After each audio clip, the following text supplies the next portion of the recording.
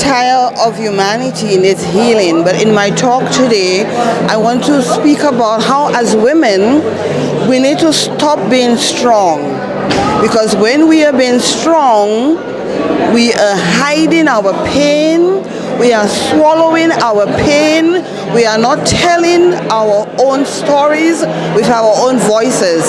So today I want to argue we need to stop being strong, tell ourselves our true stories of our life, situations, and focus on healing, and then we could emerge even stronger.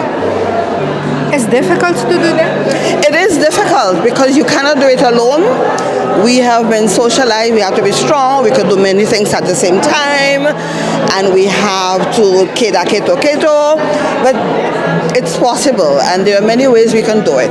We can pray if we are spiritual, we can see a psychologist or a social worker and do the work. But the important thing is, after we have done our individual work, it does not stop here. We have to bring that work, bring all our family with us with the healing. Then we have to bring all the generations in our families to be part of that healing.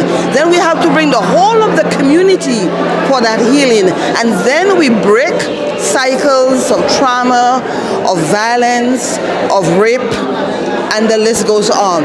Even cycles of obesity in our families, cycles of alcoholism in our families, cycles of mental illness in our families. We need to heal it not individually, but bring the entire family, generations, and community together. As women, we need to begin to tell our stories, and without shame, tell our stories without guilt, set our boundaries without apology, say no with conviction, be brave without apologizing, be vulnerable,